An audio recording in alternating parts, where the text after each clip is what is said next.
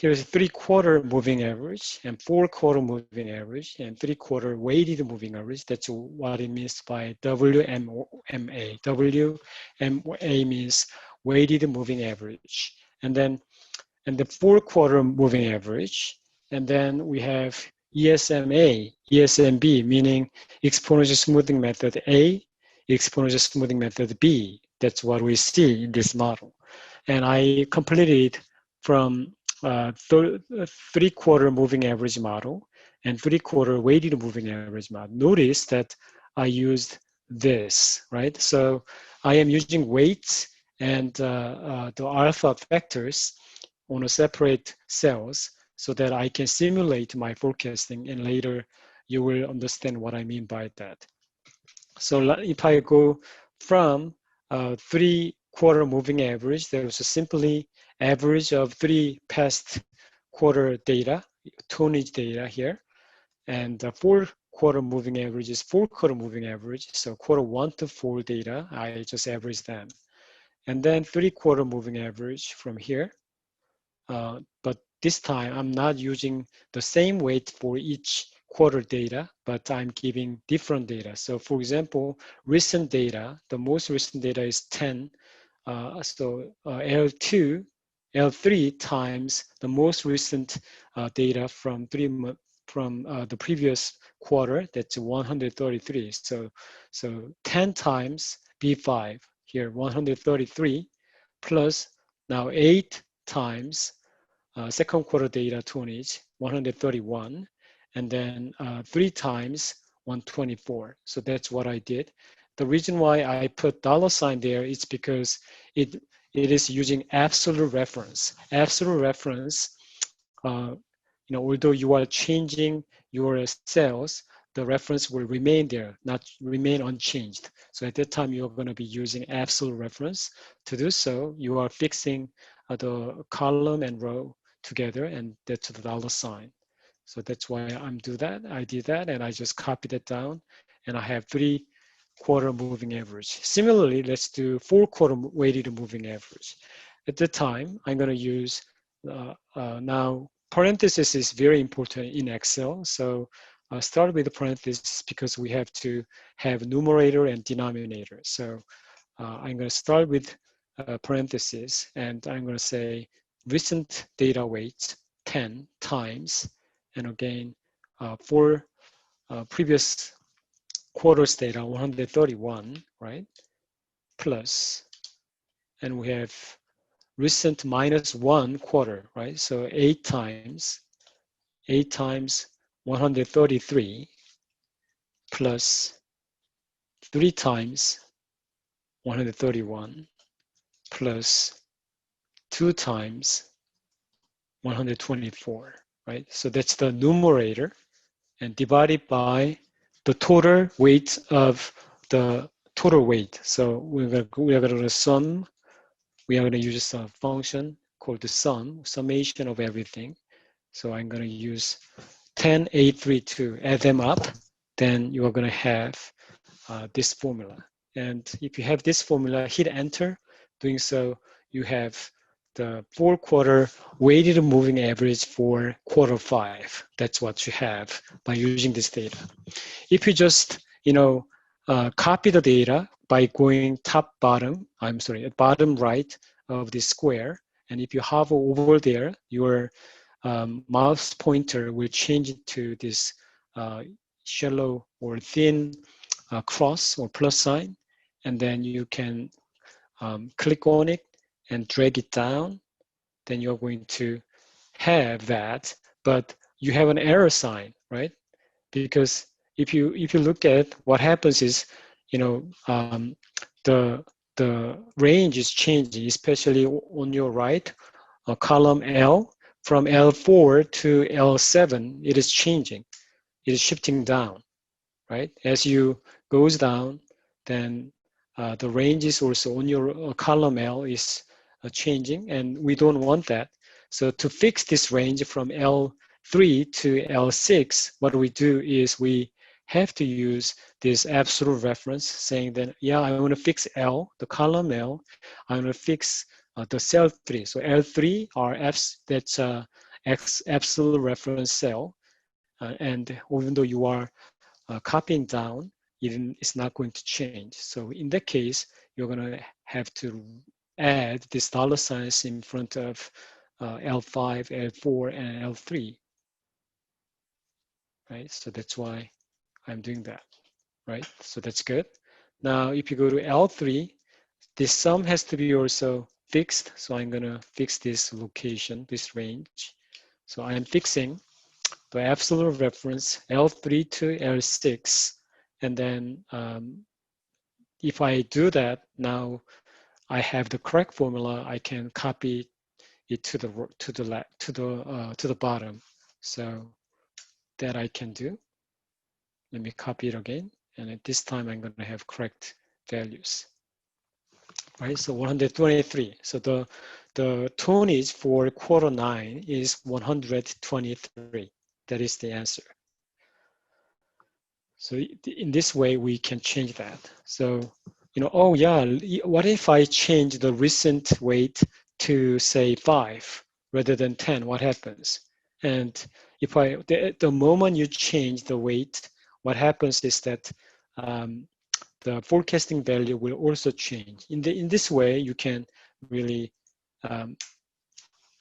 simulate what you are going to do, right? So this is the advantage of spreadsheet modeling, because you can simulate a lot of values by automating it and changing one thing. You can change the other things that are related to that. So let me go back to 10. That is the original value. So recent value, recent weight was 10, and 123 is the forecast for weighted moving average for quarter 9. Now let's go to ESM. ESM is the exponential smoothing method, and that's an A. And we always need to have forecast. So previous forecast was 120, so we have to say, yeah, we are going to bring the same value here, 120. So that's the same thing, right? So I'm going to do that. So 120, the previous forecast, we're going to put in the column, in the cell, and start with the formula that we have. And we learned from last time that the formula for ESM is ft equals ft minus 1 plus alpha times parenthesis at minus 1 minus ft minus 1. So that's what we learned last time. So ft equals ft minus 1. So previous forecast plus alpha. Alpha is right here. Option A, we are going to be using 0.1 as an option A times, and actual data, actual tonnage was 124 minus, and the previous forecasting, right, ft minus 1. So that's going to be my forecast for exponential smoothing method A. So H3, which is 120, plus L9, here's alpha constant, meaning that this is really insensitive to the past changes. And then B3 is the actual data minus previous forecasting data. And again, if you just scroll it down, it does not look right. It does not hold up. So the reason is because as you goes down, so for example, if I double click on that, this alpha is moving down because we did not fix that location. So therefore, we have to use absolute reference for alpha so that we can fix the location of that. So H3 plus absolute reference of L9, and then the forecasting error. That's what we're looking for. And then if you have done that, now you're ready to copy it down. We find that the forecast, when you use this value, is 123.8. That's what you find. Okay, so that's ESMA. So in the same way, you can do ESMB yourself. So if I do it again, FT equals FT minus 1 plus alpha times actual minus, I'm sorry, actually it's not this one. Actual minus the forecast, right? So this is the formula, and we just need to fix the alpha which is 0.9 in this case, and I'm saying I'm just giving the address of that constant, that's L10, and I'm saying that by adding these dollar signs, I'm saying that, yeah, this is absolute reference. It's not supposed to change even if I change the columns and rows. And then you copy it down, then you're going to have the formula. And if you use ESMB method with alpha 0.9, the forecasting for period 9 is going to be 137.72. So as you can see, now I created how many methods? 1, 2, 6 methods. So it's not a lot. I could have created a lot more methods. And we have different values, right? So we have 118 from 3-quarter moving average, 124 from 4-quarter moving average. Similarly, 3-quarter weighted moving average only gave you 84, and 4-quarter weighted moving average 123, so and so on. So which one should we use? That's the question. And in this sense, I said forecasting is science and also art of predicting on future event. That's what I said. In this sense, we can create a lot of numbers, and the question is which one to use. That's the question. And for that question comes forecasting error, right? Forecasting error. So we do need to calculate these forecasting error measures, and whatever method that creates the least value for MAD or MSE or MAPE, they are the winners of the forecasting method, and we are going to use that for our prediction too. So let's now learn how to create these forecasting errors together. So what I'm going to do is I'm going to copy this part. Okay, I'm going to copy A2 to A15 and then paste it at N2. So I'm going to do that.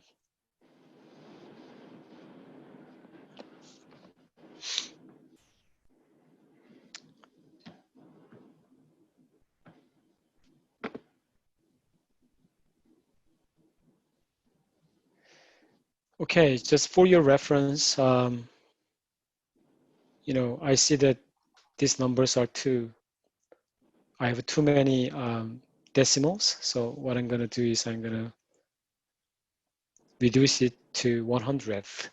So I'm going to click on this icon over here under general, then it should be, for some reason, it's not allowing me to do so.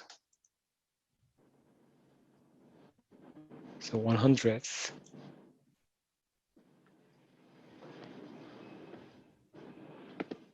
And I'm going to just copy this format.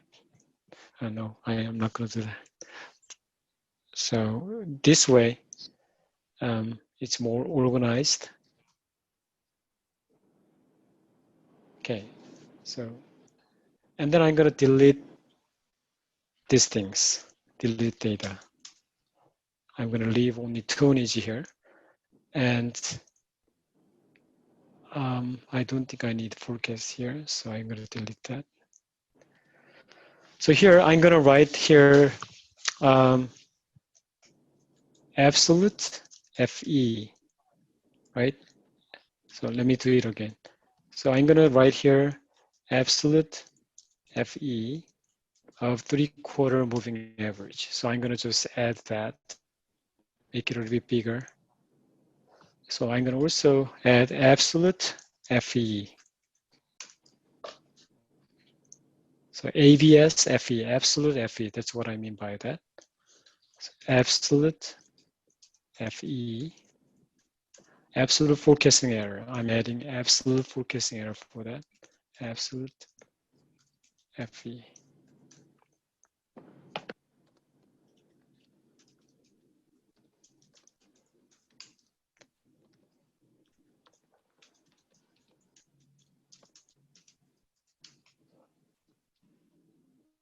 So I just added absolute FE. That's what I did.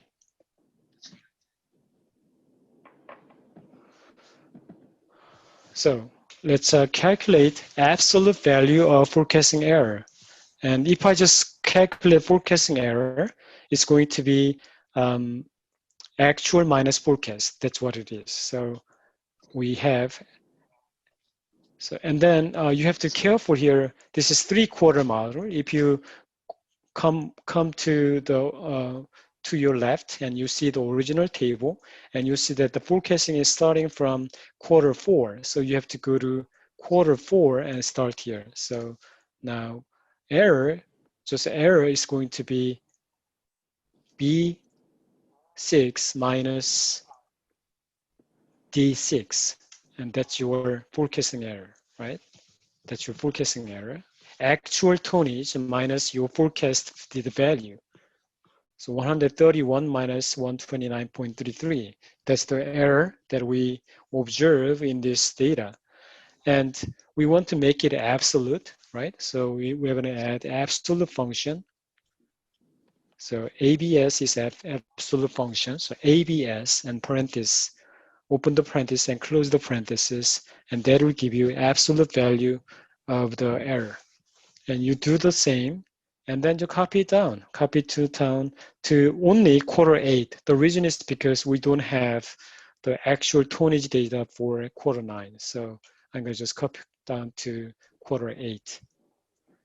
Similarly, we can do that for quarter 4. 4/4 moving average method, and we can find the absolute forecasting error. So I'm going to do that. So absolute value of forecasting error for that 141 minus 129.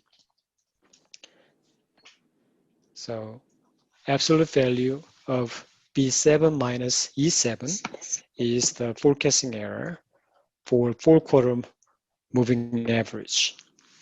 And then you can copy it down too.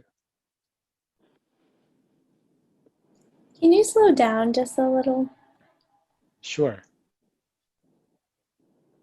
I will just wait here then. I have a question. Mm-hmm. Why don't, for the third quarter, why don't you start at the third quarter? Why do you start at the fourth one? And then for the fourth quarter, you start at the 5th one. That's a good question. So remember that this is 3/4 data, right? So if you scroll to your left, then you see the original forecasting table. And remember, we could not start on quarter 3 because to calculate 3/4 moving average, you need 3/4 data. And here, 3/4 data is here, so add them up. So we can start from 4th quarter because you have to have previous 3/4 data. So that's why you cannot start on quarter 3. Similarly, you are using 4/4 moving average, then you need previous 4/4 data, right? So 124 to 131. So that's why you cannot start on quarter 4, but you have to start with quarter 5. Say if you are using, say, 1 year, I mean 2-year data, 8/4 data, then you cannot start until on quarter 9 because you need past 8 quarters data. Does it make sense? Very good. Okay, so in this case, this is what I'm going to do. I don't want to all the time change the function, so I'm going to just select this range only, so P6 to P10, and then I select the range, and at the bottom right, you see this square, and then hover over there, and then your mouse pointer will change to this plus sign. Click on it, and drag it to your right all the way down, like that, right? That you can do. But the only problem is the formula is changing. So what I'm going to do is actually, don't change don't change this. So don't change B6, right? Don't change B6 and then scroll down, right? B6 and D6. If you look at that one, B7 and D7, that means I'm gonna fix only column B, and the row 7, 8, 9, 10 is not gonna be fixed, so it can change as you move around. So that's what I mean by that. So I'm going to change only this column B and everything. So I'm going to just select them and then move copy to the right, and then I'm going to be able to calculate everything. And remember that this is not valid. This is not valid because we cannot start from quarter four for four quarter moving average. We have to start from quarter five. Or you can just compare side by side with your original forecasting table so that you understand that.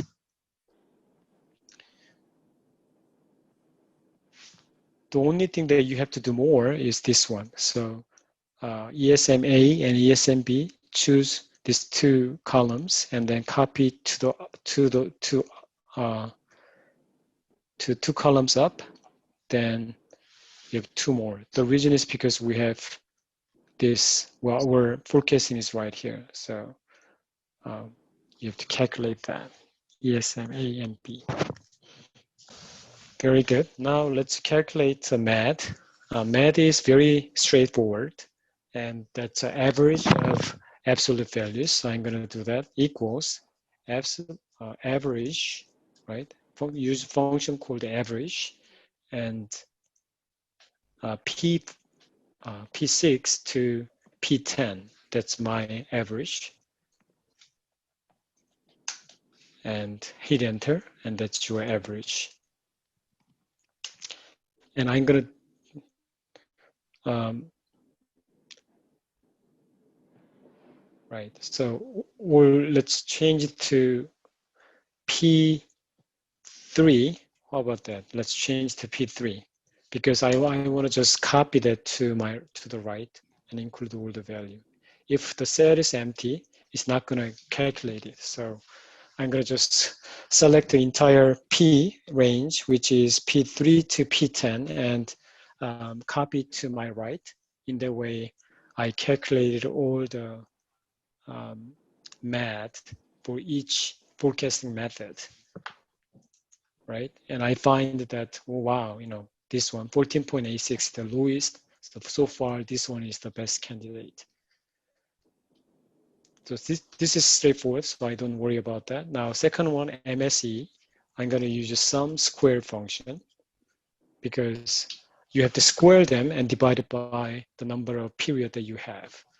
And similarly, I'm going to just select the entire column of a P, absolute forecasting error of a 3/4 moving average, and close the parenthesis, divided by, now I'm going to use a function called count all. So count all is COUNTA, and so in other words, count all the values inside of this range. That's what it means by count A. So sum square of that divided by count A, count all of anything in this P3 to P10. So if there's anything, they just count. So we have 5 rows, so it's going to count 5 only. And hit enter, and that's going to be 400A. And then you just copy to your right. Then you have your MSE, mean squared errors. And then now go to MAPE. MAPE is the most complicated one. So let me give you a few seconds and then I'm going to dive into it. Okay, so I'm going to get going. So equals, I'm going to use a function called sum product. Sum product. So you have to learn how to translate your formula, your mathematical formula into Excel. So that's what I'm doing here in this Excel. By looking at the formula that I showed you from previous class, I'm just translating it into Excel. That's what I'm doing. So sum product of, now remember that we are starting from Q4, so I go there. Oh, yeah, so sum product of this. So you have to, this one times,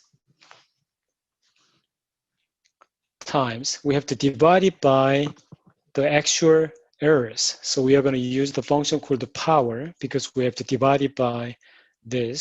So actual values, comma, -1, and then parentheses, right? So you completed that function. So if you have not had the chance, please copy my function. Sum product P6 to P10, comma, power B6 to B10, and to the power of -1. In other words, B6, B10, P10 divided by B6 to B10. That's what it means by that.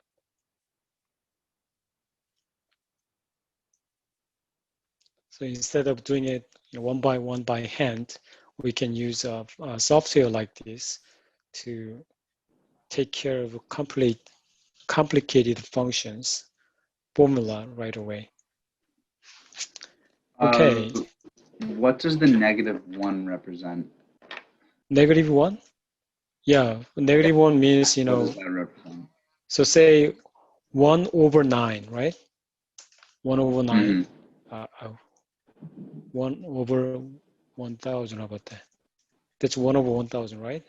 And that can be expressed as 1000 power 1000, comma, -1, right? So 1/1000. The same thing. So because we cannot write it in the function, we have to use a method. I'm using power function, but you can come up with any other way of calculating this yourself. Now then, let me move on. I'm going to now copy this formula. To copy this formula, I have to make clear that what is remaining as it is and what is changing. And I know that the numerator part, P6 to P10, has to change as I copy to the right. So column Q, R, S, T, U, they are going to change. What do not change is this P6 to P10. In other words, the actual value, B6 to B10, that's actual tonnage, actual data that do not change. So I'm going to fix this thing, B6 to B10.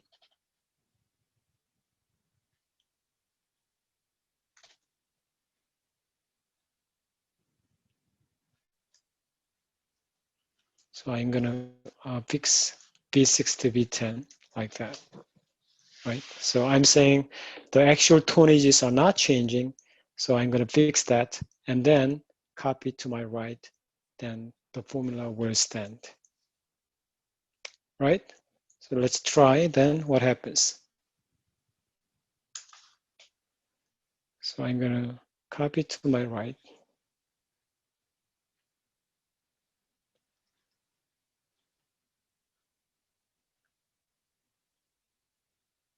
So the formula worked. The only concern I have, so let me, the only concern I have is this one, Q. So this one, we are not starting from 4 or 7, but I'm not that worried about this very much. But this one has to change because we did not include this previous 2 data. So we have to change it to T4, not T6. So come to T and MAPE, and we're going to be including T4 to T10, and this has to be B4 to B10, and this one also T4 to T10, right? And the same here, the same thing, 4, 10, B4, and U4, right? So then I have the correct formula for forecasting. So then I'm gonna just make it look nicer. So just have 2 decimal places.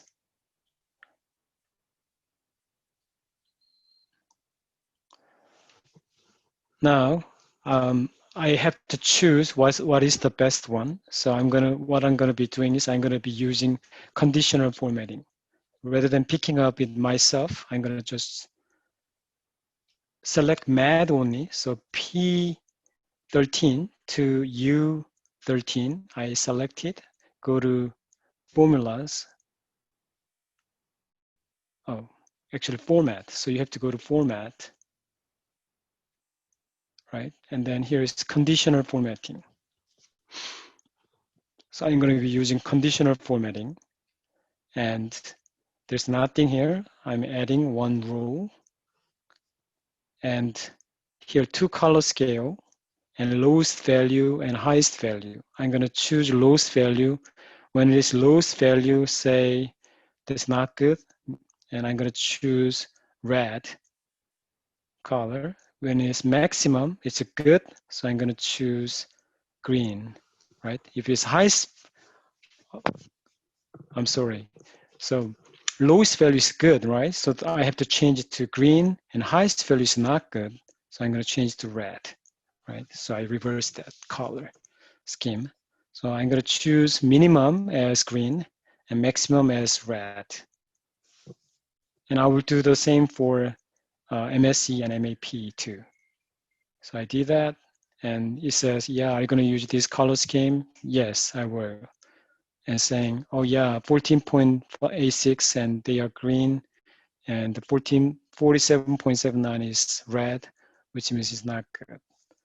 I'm going to do the same for format and conditional matting for MSE, and add row, and lowest value is going to be green, and highest value is going to be red.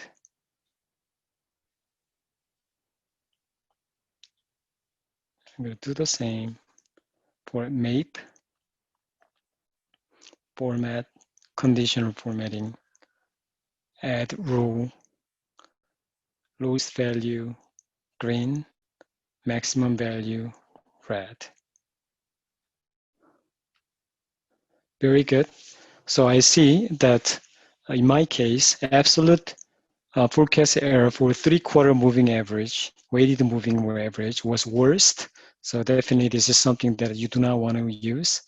However, absolute forecast error for 3/4 and absolute forecast error for exponential smoothing method option A was pretty good, right? So we see that. Once you reach this point, now you can do some experiments. For example, you can change alpha to say 0.5, and what happens, right? So you see that these two values are changing, 0.5 and 0.8. What about 0.8? 0.7. 0.95. How about 0.95? What about 0.3? Oh, did you see that? You know, it's 14.98, 0.1, 14.86, 0.5, 40.85. So you can experiment and see what happens. So now you can change the quarter here data. So 10, 8, 3, 2. Now say I can reverse the order. So 2, 3, 8, 10. What happens? Right? And it's not really working very well, right? So I see maybe 5, 4, 3, 2. So at this point, I'm just experimenting and see which one would work the better than the other, right? That's what I'm doing. So I'm just testing that out. So 1, 3, 5, 7, right? So that will change these two methods for moving average, weighted moving average methods is going to be changed. So you want to do various combinations and then come to your own conclusion. So let me go back. 10, 8, 32 was the original value, and 0.1, 0.9 was the one of the value that I used before. And it looks like so far 0.3. Let me try 0.3. Okay. 0.1 is the winner. So I think this one is the winner. Winner so far, this is disregard this. So winner is this, and I know that 3/4 weighted moving average is not good. It's not a good model. So giving a lot of weights to recent data is not a good idea. So that's what I see if you were to use this model, right? And then once you decided to go with this model, this is your winner. So I'm going to change that to green. So this is your winner model, and you are going to be using this one as your forecasting. Then now you want to calculate a tracking signal. Tracking signal. If I just briefly go over, let me show you.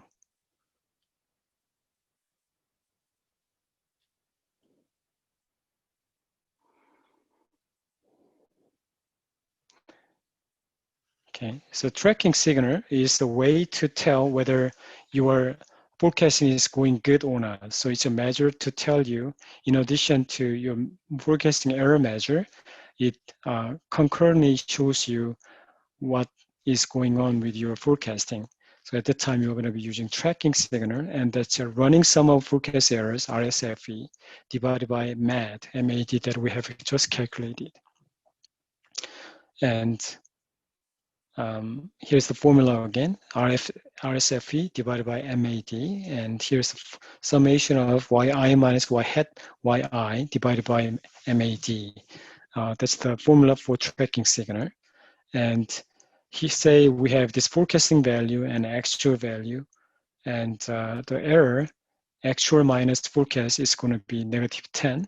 Actual minus forecast is -5. Running sum of forecasting error is -10 at first. You don't have to have anything to add up. And then -10 plus -5. -15 is running sum of forecasting errors. What about absolute error? Absolute is you just take out all this negative value. It makes it positive. So 10, 5.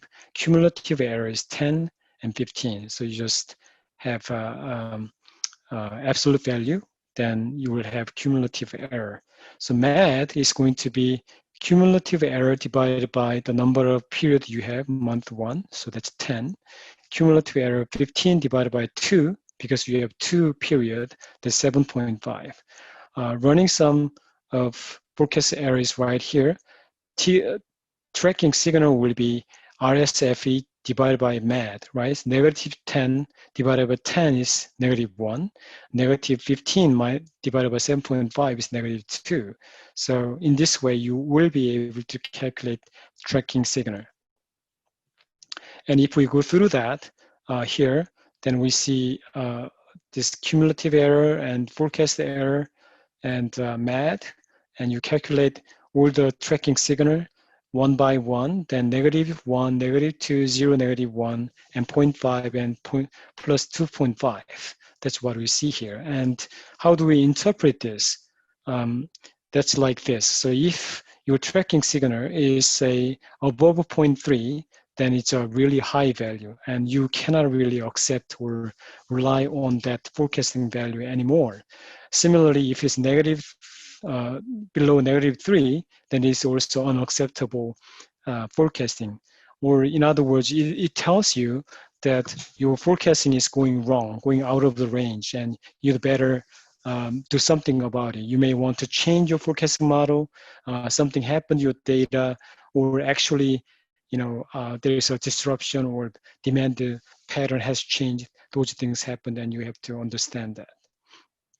So negative plus minus 1, 2, 3 is acceptable. However, if it goes beyond 3.75 or less than -3.75, we say it is overcasting or downcasting. So we have to make a change or pay attention to the matter immediately. So that's the rule of thumb for that. Okay, so I'm going to show you how to do tracking signal in this Excel. Now, to do that, we have to go through a few things. So we are not using absolute forecasting error. We are using just forecasting error here. And then we are going to say cumulative forecasting error here, right? And then we have absolute error, absolute forecasting error. And here's cumulative absolute forecasting error. And then we are going to have MAD. And we are going to also say period, right? Period. So these 5 things I'm going to add here.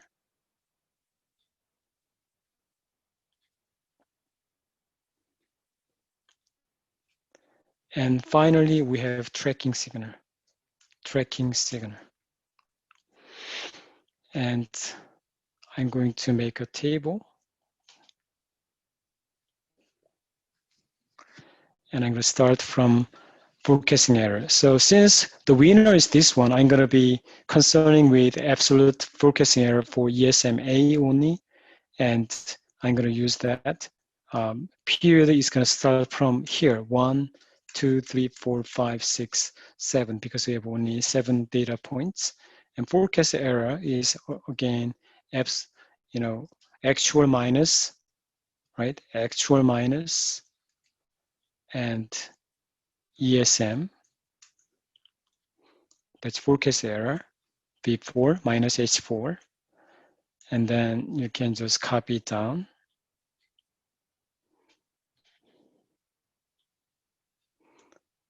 Not to confuse you, let me add a line here.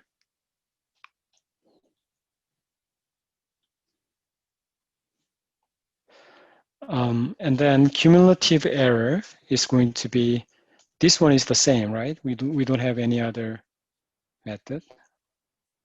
What did I do? Can you show how you got forecasting error again? Like in Forecasting error is actual minus forecast error. So B4 is the actual tonnage data. H4 is the forecast of ESMA, exponential smoothing method A.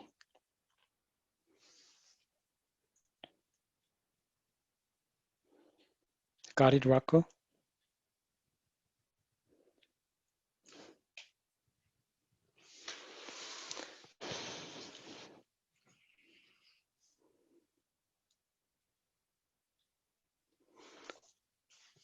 Rocco, did you get it? Or you can just type. Yeah, thank you. Yep. And then cumulative, since we don't have anything else in this period, so it's equal to 10.6. And the next one is now this one, previous forecast error plus current forecast error. So Y4 plus X5, 10 plus 6, because we have to add all these forecasting errors. So, or if I do it again, this one plus that. Or you can just copy it down. And then absolute error is going to be just absolute value of this, right? Absolute value of forecast error. That's your absolute forecasting error. And then copy that down, right? Can I see the formula for absolute FE? Absolute, and then I clicked. So you are taking absolute value forecasting error. That's what I'm doing here. So absolute of 10.6. I meant cumulative, sorry.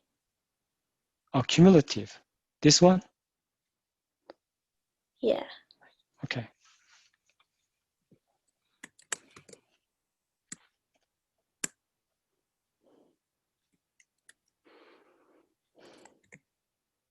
Okay, thank you. Okay, good. Now cumulative, the same here. So the first one is the same with the first cell. The second one is going to be first one plus second one. So 10.6 plus 11.54. That's your cumulative. absolute forecasting error. And then copy the formula down to the bottom of the table. So we have that. And that's our cumulative absolute error.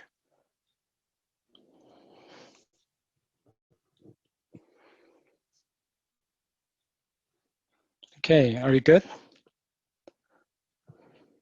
Can you show that equation one more time? Which one? Cumulative absolute. Yeah, here we go. So here is so you just add, previous error plus current error, right? 10.6 was previous error, current error is 11.54. So you add them up. That's your cumulative error for period 2 or quarter 2. And you are going to just scroll or just copy that down. Then you have the cumulative absolute forecast error.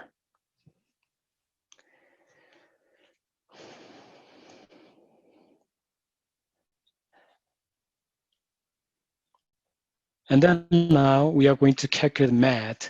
MAD is, mean absolute deviation.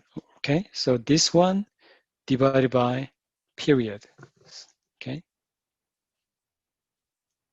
and that's going to be your MAD.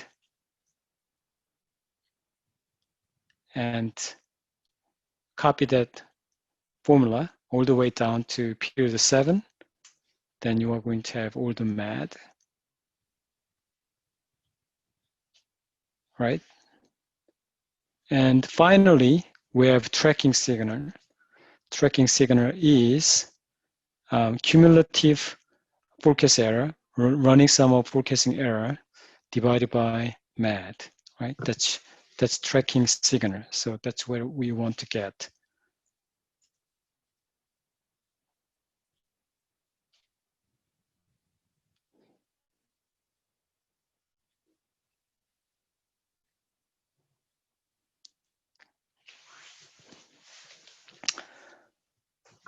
And you can use conditional formatting and automatically highlight when there's a value that is greater than 3.75, and we see that this is greater than 3.75, or if you see or spot negative value less than negative 3.75, then that's another thing that you should be concerned about. And for period 4, the model is now working very well. It's producing excessive forecasting error. It's over forecasting, right? So that's what we see here in this model. So you don't want to trust your forecast for period 4. That's what it means by that. Or something happened on this period and you have to investigate what happened there. That's what it means. Can you show So, go ahead. Actually, yeah, could you show the math formula one more time? I think you just had it up. Matt? Yeah.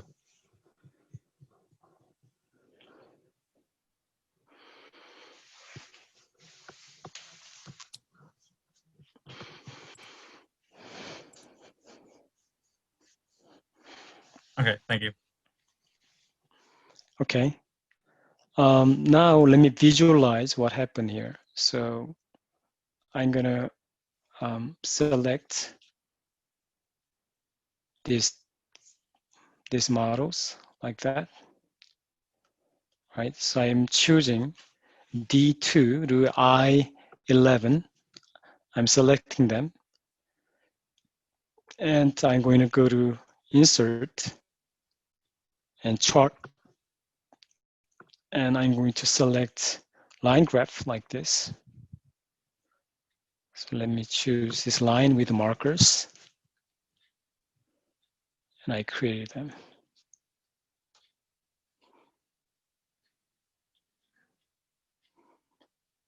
So this is tonnage forecasting. And here you can also change it to quarter, and we know that this is quarter 1 to 9. And if you like to change this one to Q1, Q2, Q3, and Q4,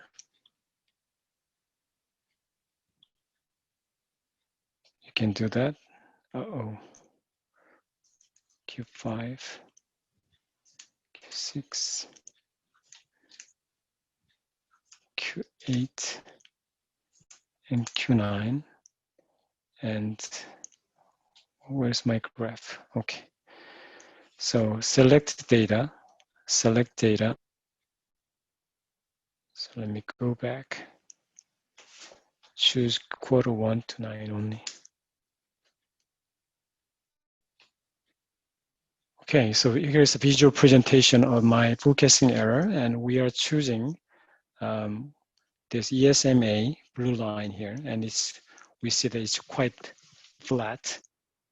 That's what we see here. So you want to analyze and understand the data at the time.